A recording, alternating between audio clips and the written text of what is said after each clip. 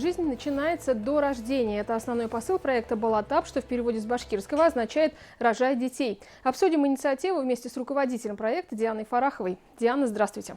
Здравствуйте. Итак, на что направлен проект, как возникла идея, начали ли вы уже работать? Проект направлен на естественную репродуктивную функцию женщины, самую основную функцию женщины – рожать детей.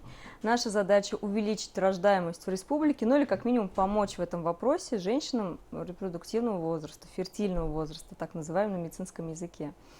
Идея проекта возникла не случайно. С 2014 года, к сожалению, в республике есть тенденция на снижение рождаемости. Если в 2014 году у нас на 12% было больше в республике рождалось детей, чем по всей территории Российской Федерации, то к 2019 году эта цифра сравнялась с общей российской статистикой. На данный момент составляет 1,51 от числа рождения, в общем, на количество женщин, количество родившихся детей. Для того, чтобы было понятнее, 40 тысяч рождений примерно. Чтобы было понятно, мы занимаем 69-ю строчку на данный момент в Российской Федерации по количеству рождений детей. Это очень мало для республики, это очень низкий показатель. А так как у нас есть естественная убыль населения, так как у нас есть миграция естественная, это, конечно же, отражается на количестве жителей. Вот. Родилось не так много, как вы уже отметили, детей в прошлом году, да, 40 тысяч, и при этом есть у нас еще официальная статистика по абортам, а она составляет почти 10 тысяч нерожденных детей. Это только официальные по данные. Государственным учреждениям. Да, а ведь есть еще статистика в частных клиниках, которую мы не видим. Есть еще аборты, которые производились не на ранних стадиях, а после 12 недель до 20, это еще 1000 абортов. Есть, когда женщины самостоятельно покупают у нас лекарства в аптеках, и это вообще не проходит через медицинскую статистику. Поэтому по данным медиков, акушер-гинекологов, реальная статистика может достигать 25 тысяч нерожденных детей. Это действительно большой задел, и нам есть над чем работать. Мы попытались выявить основные причины, почему же женщина приходит к тому, что делает аборт.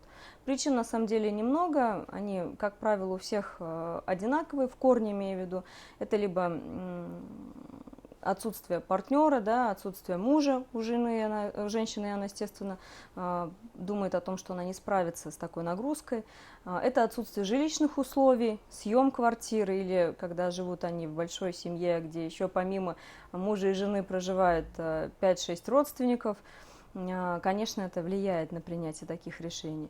Это психологические проблемы женщины, да, когда она хочет сохранить себя, свою красоту и не хочет рожать по этой причине. Это и многодетные семьи, когда в семье, например, 5-7 детей, и тоже такая существует тенденция, к сожалению. Вот. И это еще и проблема молодых девочек еще, да, до 18 лет, которые тоже боятся сообщить родителям, боятся, что они будут неправильно восприняты в обществе, и они тоже идут на этот шаг.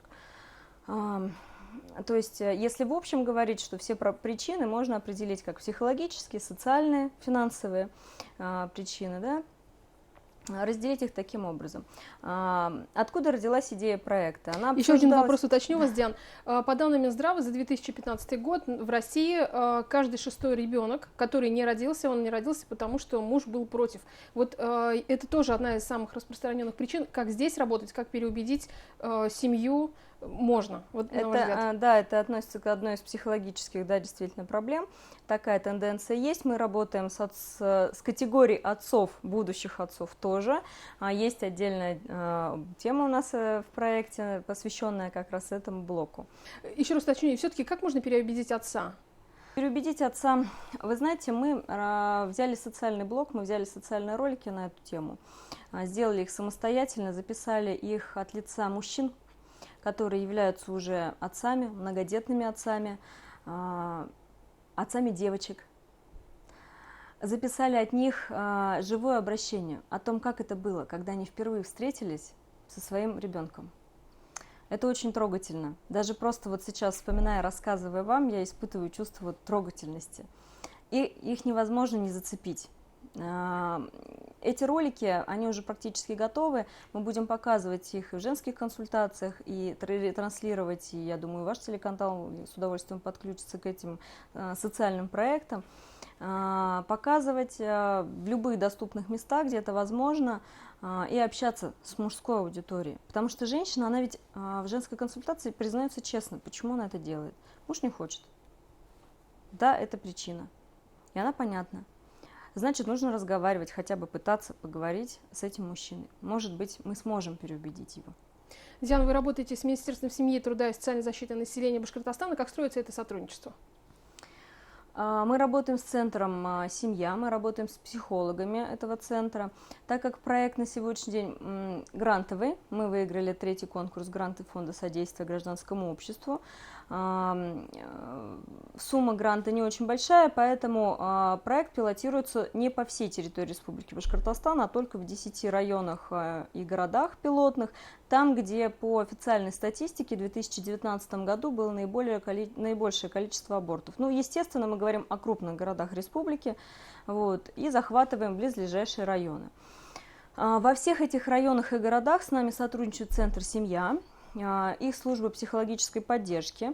Но так как тема наша специфичная для психологов общего профиля, они же не медицинские психологи, мы проводим обучение всех волонтеров проекта.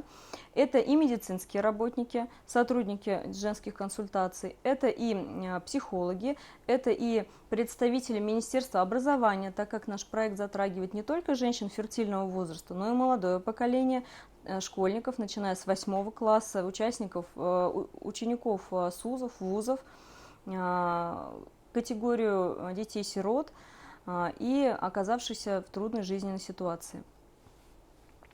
Все наши волонтеры проходят сейчас дистанционное онлайн-обучение. Обучение проводится нашей большой волонтерской группой. Она у нас действительно очень большая в проекте. Это и профессора, это и главные внештатные специалисты Министерства здравоохранения республики, это и представители медиаиндустрии, потому что мы создаем ролики, с нами работают режиссеры вместе. Это и психологи разной категории, профессорский состав в том числе. Это и представители Министерства семьи, потому что, как я уже говорила, одна из причин – это финансовая проблема. Как правило, граждане, женщины, они не знают, какие меры социальной поддержки государство им готово обеспечить. И мы об этом рассказываем. Рассказываем очень подробно, в зависимости от того, в каком возрасте она находится, какой это ребенок по счету, первый, второй, или может быть там это двойня, да, и тройня, там это другие условия, возраст какой у него, может быть это молодая семья, это другие меры поддержки. То есть мы говорим обо всем, об этом, что нужно знать женщине. Где, куда ей в первую очередь нужно обратиться, куда ей нужно стать на учет, какие медицинские исследования она может получить. То есть мы даем максимум информации, которая женщине необходима для принятия решений. Вообще проект «Балатап» можно назвать проектом пролайферов. Это те, кто борется за жизнь. Вот как вы оцениваете развитость этого направления здесь у нас в Башкортостане? Ну, я могу 100% сказать, что это одно из самых неразвитых направлений в республике, к сожалению. Да, мы боремся за жизнь, но боремся все каждый сам по себе. Есть пациентские сообщества, которые борются только за жизнь тех пациентов, которые внутри этого сообщества. Они совершенно разные, они, как правило, мало контактируют между собой. Это отдельное сообщество, которое создается на базе медицинских организаций. Это общество тех же наркоманов, алкоголиков. То есть это все разрозненные отдельные группы. Каждая занимается своей категорией. К сожалению, наверное, это хорошо, с одной стороны, потому что это дает возможность ответить на узкие вопросы. Но с другой стороны, это не очень хорошо, потому что у нас нет социальной адаптации этого всего. Проект «Балатап» не единственный проект, которым занимается наша общественная организация «Матерь Республики Башкортостан». У нас за прошлый год более 4 проектов различной категории было реализовано. Это лишь дополнение к тому, что уже есть сегодня. Мы действительно объединяем, находим общие точки соприкосновения среди всех проектов. Только лишь консолидация всех сообществ может дать желаемый результат, либо что-то должно произойти иное? Должна быть консолидация обязательно, и должна быть поддержка государства этих общественных инициатив. Какая именно? Нужно давать возможность говорить об этом, показывать это, передавать те практики, те наработки, которые сегодня есть, и они действительно успешны, и давать возможность людям участвовать в жизни этой общественной. Потому что на самом деле у нас очень много людей откликается. Волонтеры приходят к нам самостоятельно, они хотят быть участниками этого процесса. А многие женщины, которые принимают положительные решения, они хотят остаться в общественной организации и заниматься этим проектом. Первые результаты Балатап, когда вы планируете увидеть?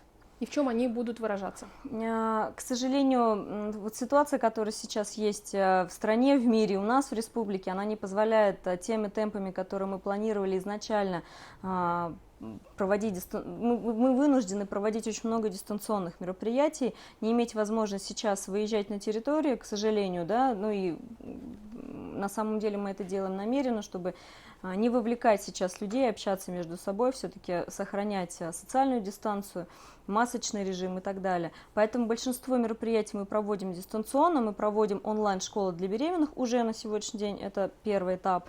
Мы заканчиваем обучение нашей волонтерской группы для того, чтобы они на территории своих городов и районов уже могли начинать активно пропагандировать то, что они узнали нового.